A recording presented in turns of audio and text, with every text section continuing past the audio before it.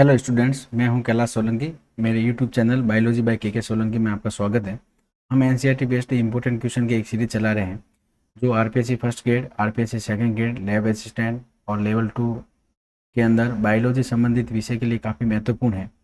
हमने पिछली क्लास के अंदर साइटोलॉजी का प्रथम भाग कोशिका तथा कोशिकांगों के से संबंधित महत्वपूर्ण प्रश्नों को देखा था। आज हम साइटोलॉजी का दूसरा भाग सेल साइकिल एवं सेल डिवीजन से संबंधित एनसीईआरटी बेस्ड इंपॉर्टेंट क्वेश्चन लेकर आए हैं जो निम्नलिखित है। तो अपन सबसे शुरुआत करते हैं कि कोशिका चक्र की जो सब सही अवस्थाओं का जो क्रम है वो कौन सा है। तो अगर अपन बात करें कि भाई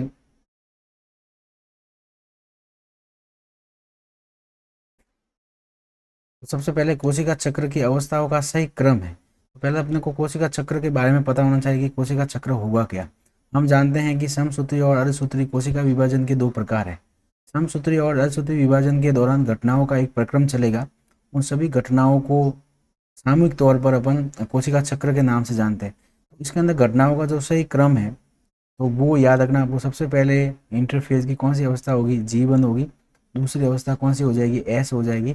तीसरी अवस्था G2 अवस्था हो जाएगी और लास्ट अवस्था कौन सी हो जाएगी, एम प्रावस्था। एम प्रावस्था में दो भाग हो जाएंगे, समसूत्री वाला और अर्धसूत्री विभाजन। तो ये आपको थोड़ा ध्यान रखना है। तो कोशिका चक्र के अंदर घटनाओं का जो क्रम है वो सही क्रम ये है। सबसे पहले इंटरफेज के अंदर तो G1, फिर S प्रावस्था, फिर G2 प्रावस्था और उसके बाद में एम प्रावस्था चलेगी। ध्यान रखना ये जो तीनों प्रावस्था है ये इंटरफेज से संबंधित है और एम प्रावस्था को विभाजन प्रावस्था के नाम से जानते हैं। तो ये इंटरफेज से संबंधित है। तो ये क्वेश्चन बहुत ही इंपॉर्टेंट है। आपको केवल इनका क्रम ध्यान रखना है कि कौन सा अवस्था जो उप अवस्था है वो पहले आएगी। पहले G1, फिर S, G2 और फिर एम। चलो सर, नेक्स्ट क्वेश्चन है कि केंद्रक विभाजन को क्या कहा जाता है। अगर केंद्रक विभाजन को एक शब्द में हम बताएं तो कैरियोकाइनेसिस कहा जाता है।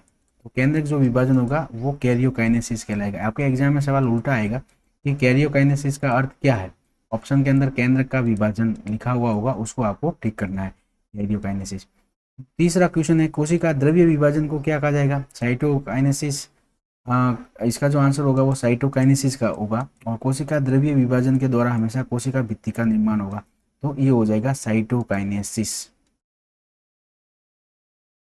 तो कोशिका द्रव्य विभाजन को हम साइटोकाइनेसिस के नाम से जानते हैं। चलो सर, नेक्स्ट क्वेश्चन की अगर अपन बात करें कि डीएनए प्रतिकृति किसे कहते हैं। तो डीएनए से डीएनए का बनना, डीएनए से नया डीएनए बन रहा है तो डीएनए से डीएनए का बनना डीएनए प्रतिकृति के नाम से जानते हैं। चलो सर, तो और ये सबसे इंपॉर्टेंट क्वेश्चन है कि ये जो डीएनए से जो डीएनए बन रहा है वो कब बनता है या डीएनए की प्रतिकृति कब हो रही है। तो ये बहुत ही इंपॉर्टेंट क्वेश्चन है, आपको ये याद रखना है। एस प्रावस्था के अंदर जो ऊपर हमने देखी थी कि भाई कोशिका चक्र की एक प्रावस्था है एस प्रावस्था, उसके अंदर डीएनए प्रतिकृति होती है। तो अगर एग्जाम में क्वेश्चन आ जाए डीएनए प्रतिकृति कौन सी प्रावस्था के अंदर होगा तो इंटरफेज की एस प्रावस्था के अंदर डीएनए प्रतिकृति होती है। नेक्स्ट अगर अपन समसूत्री विभाजन की बात करें तो समसूत्री विभाजन को थोड़ा अपन समझते हैं कि होगा क्या इसके अंदर।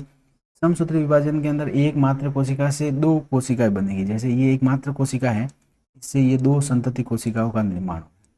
दूसरी बात, इधर इसके अंदर यदि गुणसूत्रों की संख्या 46 है तो इसके अंदर भी 46 हो जाएगी और इसके अंदर भी 46 हो जाएगी। अर्थात मात्र कोशिका से दो संतति कोशिका बनती है और दोनों संतति कोशिका में गुणसूत्र की संख्या मात्र कोशिका के बराबर हो जाएगी। तो जो बराबर हो जाएगी वो कौन सा विभाजन हो जाएगा, समसूत्री विभाजन। अब ये पूछा समसूत्री विभाजन की सबसे लंबी प्रावस्था कौन सी। जब भी लंबी प्रावस्था की बात है तो आपको आंसर कौन सा देना है, प्रोफेज। प्रोफेज जो प्रावस्था होगी वो क्या हो जाएगी, सबसे लंबी प्रावस्था है।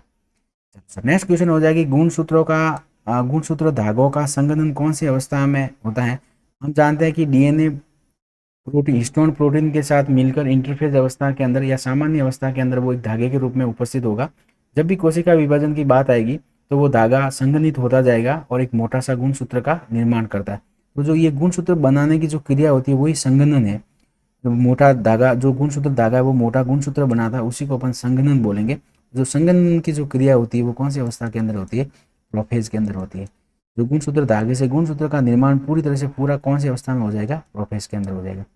फिर नेक्स्ट सातवां क्वेश्चन है केंद्रक आवरण व केंद्रिका कौन सी अवस्था में गायब हो जाते हैं। तो प्रोपेज अंत के अंदर, प्रोपेज के अंत के अंदर कोशिका का केंद्रक झिल्ली और केंद्रिका है वो क्या हो जाएगी, गायब हो जाएगी। तो ये आपके अगर ऑप्शन के अंदर प्रोपेज अंत है तो आप प्रोपेज अंत लिखोगे, लेकिन अगर प्रोपेज ही है तो आप प्रोपेज आंसर करके आओगे। चलो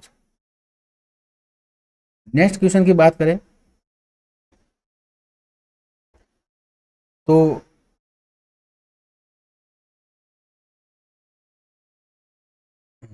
सभी गुणसूत्र मध्य रेखा में कौन सी अवस्था में आ जाते हैं, तो सारे के सारे गुणसूत्र मध्य रेखा में व्यवस्थित कौन सी अवस्था में व्यवस्थित हो जाते हैं, तो मध्य रेखा के जब भी आए तो मेटाफेज, मेटाफेज अवस्था के अंदर जितने भी गुणसूत्र है वो मध्य प्लेट पे आकर व्यवस्थित हो जाते हैं। तो ये मेटाफेज का सबसे इंपॉर्टेंट क्वेश्चन है।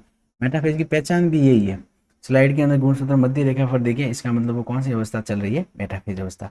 नेक्स्ट क्वेश्चन की बात करें, सेंट्रोमियर का विभाजन समसूत्र की कौन सी अवस्था में होगा। हम समसूत्र विभाजन के सारे क्वेश्चन है, तो समसूत्र विभाजन में सेंट्रोमियर का जो विभाजन होगा वो एनाफेज अवस्था के अंदर। आपने कभी कोशिका विभाजन के डायग्राम देखे होंगे, पढ़े होंगे, तो इस प्रकार से ये गुणसूत्र होगा। ये गुणसूत्र दिखने में एक है लेकिन इसके अंदर डीएनए दो है। ये दो गुणसूत्र बनाने की क्षमता रखता है अकेला, क्योंकि इसका डीएनए एस प्रावस्था के अंदर डबल हो गया। अब यहाँ क्या होगा, यहाँ से ये सेंट्रोमियर टूटेगा। तो सेंट्रोमियर का जो विभाजन होगा वो कौन सी अवस्था में होता है, एनाफेज के अंदर। अब ये वाला जो गुणसूत्र है वो उत्तरी ध्रुव की तरफ जाएगा और ये वाला जो है वो दक्षिणी ध्रुव की तरफ जाएगा। तो गुणसूत्र का विपरीत ध्रुवों की ओर गमन कौन सी अवस्था के अंदर होता है, तो विपरीत ध्रुवों की ओर गमन यही अवस्था हो जाएगी, वो कौन सी अवस्था हो जाएगी, एनाफेज। एनाफेज में दो घटनाएं होगी, सेंट्रोमियर का विभाजन होगा और जिसके कारण जो अर्ध गुणसूत्र है वो विपरीत ध्रुव की ओर गमन करते हैं। तो विपरीत ध्रुव की ओर गमन कौन सी अवस्था में हो जाएगा, एनाफेज। क्वेश्चन नंबर 11 है कि कौन सी अवस्था में केंद्रक आवरण व केंद्रिका पुनः बनने लग जाते हैं। तो जब दो नए केंद्रक बन जाएंगे तो उनके चारों तरफ केंद्रक आवरण व केंद्रिका पुनः बनने लग जाएगी, ये है टीलोफेज अवस्था। तो ये सभी के सभी जो क्वेश्चन थे वो समसूत्र विभाजन से संबंधित थे। तो ये जो टीलोफेज अवस्था हो जाएगी। चलो सर नेक्स्ट क्वेश्चन की अगर अपन बात करें, 12वां क्वेश्चन कि समसूत्री विभाजन व अर्धसूत्री विभाजन के अंदर अंतर क्या है। अंतर तो बिल्कुल स्पष्ट है। वैसे इसको डिटेल से ऐसा क्वेश्चन नहीं आएगा आपके एग्जाम में, ये डिटेल वाला क्वेश्चन है। अंतर में आप थोड़ा ध्यान रखना, समसूत्री विभाजन के अंदर एक कोशिका से दो कोशिका बनती है, जबकि अर्धसूत्री विभाजन में एक मात्र कोशिका से चार मात्र संतति कोशिका का निर्माण होगा। समसूत्री विभाजन के अंदर संतति कोशिका में गुणसूत्रों की संख्या मात्र कोशिका के बराबर होगी, जबकि अर्धसूत्री विभाजन में गुणसूत्रों की संख्या संतति कोशिका में गुणसूत्रों की संख्या मात्र कोशिका से आधी हो जाती है। और ये कायिक कोशिकाओं में होगा, ये जनन कोशिकाओं में होगा। जब भी युग्मक बनाने की बात आएगी हमेशा कौन सा विभाजन हो जाएगा, अर्धसूत्री विभाजन होगा। नेक्स्ट क्वेश्चन होगा प्रोपेज फर्स्ट की पांचों उप अवस्थाओं, सबसे इंपॉर्टेंट क्वेश्चन है, पांचों उप अवस्थाओं के नाम याद रखना। अब अर्धसूत्री जो विभाजन होगा वो दो भागों में बांटते हैं, अर्धसूत्री फर्स्ट, अर्धसूत्री सेकेंड। तो अर्धसूत्री फर्स्ट होगी उसकी भी वापस चार अवस्था हो जाएगी, prophase first, metaphase first, anaphase first और टीलोफेज फर्स्ट। उसी प्रकार अर्धसूत्री सेकंड की भी चार अवस्था है, prophase second, metaphase second, anaphase second और टीलोफेज सेकंड। तो प्रोपेज जो फर्स्ट है उसकी पांच उप अवस्थाओं के नाम आपको याद रखना है, ट्रिक याद रखना, LZPD। आपको ऑप्शन के अंदर इनके नाम दिए हुए होंगे, नाम याद करने रट्टे मारने की जरूरत नहीं है, आपके उनका सीक्वेंस से ध्यान रखना है। एल का मतलब हो जाएगा लेप्टोटीन, प्रोपेज फर्स्ट के अंदर जो पहली अवस्था चलेगी वो कौन सी हो जाएगी, लेप्टोटीन। दूसरी जो अवस्था चलेगी वो कौन सी हो जाएगी, जाइगोटीन, जेड का मतलब जाइगोटीन। तीसरी जो अवस्था है पी से, आपको याद भी आ रहा होगा अगर आपने पढ़ा है, तो वो कौन सी हो जाएगी, पैकेटीन अवस्था हो जाएगी। और डी से कौन सी अवस्था हो जाएगी, डिप्लोटीन हो जाएगी। और दो डी है तो ये थोड़ा ध्यान रखना कि पहला जो डी है वो डिप्लोटीन का है और जो दूसरा जो डी है वो डाइकाइनेसिस का है, उपांति भवन है। तो ये पांच घटनाएं होती है डाइकाइनेसिस। LZPD स्कोर आपको ये ट्रिक याद रखना, केवल घटनाओं का जो क्रम पूछेगा कि पहले कौन सा है दूसरा कौन सा है, तो LZPD स्कोर के नाम से आप याद रखोगे। फिर नेक्स्ट प्रोपेज फर्स्ट की भी सबसे लंबी अवस्था कौन सी है, तो प्रोपेज फर्स्ट की जो लंबी अवस्था की अपन बात करें तो प्रोपेज फर्स्ट में भी ये जो डिप्लोटीन वाली है वो सबसे लंबी प्रावस्था। ये बहुत अच्छा क्वेश्चन है, ये बिल्कुल कंफ्यूजन नहीं होना। प्रोपेज फर्स्ट में पांचों में से भी अगर लंबी पूछे तो ये आप थोड़ा ध्यान रखना, ये कौन सी अवस्था हो जाएगी, डिप्लोटीन। प्रोपेज फर्स्ट की सबसे लंबी अवस्था हो जाएगी डिप्लोटीन। नेक्स्ट क्वेश्चन है सिनेप्सिस किसे कहते हैं, तो सिनेप्सिस के अंदर क्या होगा, जब भी अर्धसूत्री विभाजन शुरू होगा प्रोपेज फर्स्ट तो समजात गुणसूत्र ऐसे पास पास में आ जाएंगे। जैसे मनुष्य के अंदर 23 जोड़ी गुणसूत्र होते हैं, वो 23 जोड़ी समझाते हैं अपने आप में, तो हर जोड़ी के गुणसूत्र इस प्रकार पास पास आना शुरू हो जाएंगे। तो समजात गुणसूत्रों का पास पास में आना क्या कहलाएगा? सिनेप्सिस कहलाएगा। और ये कौन सी अवस्था के अंदर होता है? तो सिनेप्सिस की जो घटना होती है वो जाइगोटीन के अंदर होती है।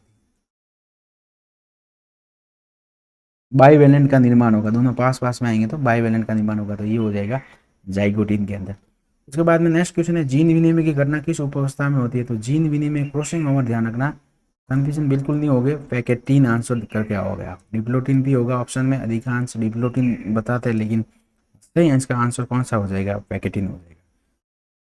जीन विनिमय की घटना पैकेटीन अवस्था के अंदर हो जाएगी। फिर नेक्स्ट क्वेश्चन आएगा, रिकॉम्बिनेज एंजाइम किसे कहते हैं? तो रिकॉम्बिनेज एंजाइम वे सभी एंजाइम जो जीन विनिमय घटना में भाग लेते हैं। जीन विनिमय अर्थात जीनों का आदान प्रदान, समजात गुणसूत्र पर, जैसे ये दोनों समजात गुणसूत्र है, तो इसका एलील इधर आ जाएगा, इसका एलील इधर आ जाएगा, तो जो जीनों का जो आदान प्रदान हो रहा है उसको अपन क्या बोलेंगे? जीन विनिमय। और ये जो घटना के अंदर जो भाग लेने वाले एंजाइम है वो कौन से हो जाएंगे? रिकॉम्बिनेज एंजाइम होगा। जीन विनिमय के दौरान एक एक्स आकार की आकृति भी बनती है, ये आपको थोड़ा ध्यान रखना है कि जीन विनिमय के दौरान बनने वाली एक्स आकार की आकृति क्या कहलाती है? तो काइजमेटा कहलाती है। क्या कहलाएगी? काइजमेटा कहलाएगी। काइजमेटा कब बनते हैं? तो ये पैकेटीन के अंदर बनते हैं। स्पष्ट रूप से कौन सी अवस्था में दिखाई देते हैं? ये डिप्लोटीन के अंदर दिखाई देते हैं। चलो सर, नेक्स्ट क्वेश्चन है, अर्धसूत्री विभाजन की कौन सी उप अवस्था में सेंट्रोमियर का विभाजन होगा?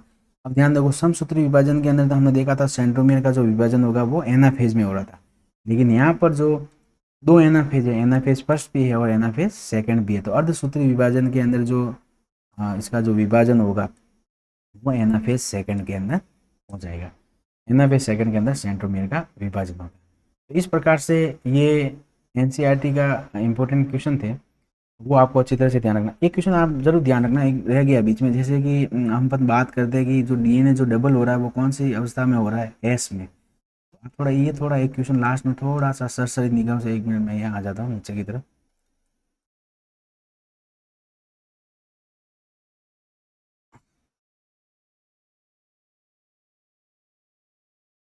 जैसे एस प्रावस्था के अंदर क्या हो जाएगा? डीएनए डबल हो जाता है। जैसे अपने पास में डीएनए की मात्रा 2C है, तो एस प्रावस्था के अंदर डीएनए कितना हो जाएगा? 4C हो जाएगा। ध्यान दे, G1 के अंदर अगर अपन बात करें, G1 के अंदर डीएनए की बात करूँ मैं, G1 के अंदर डीएनए कितना है? 2C है, तो वो एस प्रावस्था के अंदर 2 कोशिकाओं का हो जाएगा। G1 के अंदर वो एक ही कोशिका था, एस प्रावस्था जैसे ही खत्म हो जाएगी वो कौन सा हो जाएगा? 4C डबल हो जाएगा। फिर G2 के अंदर वो 4C ही चलेगा।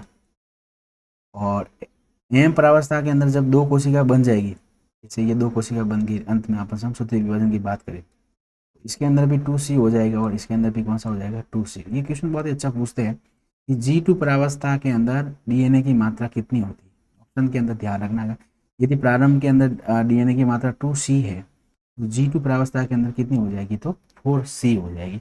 ये आपको अच्छी तरह से याद रखना। तो ये थे एनसीईआरटी संबंधित कुछ इंपॉर्टेंट क्वेश्चन जो आपके लिए इस एग्ज़ाम के अंदर काफ़ी मददगार साबित होंगे। मेरे वीडियो को देखने के बाद में अगर आपको इसकी पीडीएफ चाहिए तो मेरे मेरे टेलीग्राम चैनल बायोलॉजी बाय के सोलंकी के अंदर आपको इसकी पीडीएफ मिल जाएंगी। पिछली क्लास सेल बायोलॉजी का फर्स्ट पार्ट और ये जो सेल बायोलॉजी का सेकंड पार्ट है बिल्कुल मेरे टेलीग्राम चैनल पर अवेलेबल है, और टेलीग्राम चैनल का जो लिंक है डिस्क्रिप्शन में दिया हुआ है, आप वहाँ से जाकर इस पीडीएफ को डाउनलोड कर सकते हैं। अगर आपको ये वीडियो पसंद आई हो तो लाइक कीजिए, शेयर कीजिए, सब्सक्राइब कीजिए और आगे से आगे अपने दोस्तों को भेजते रहिए ताकि उनको भी फ़ायदा पहुँचे। धन्यवाद।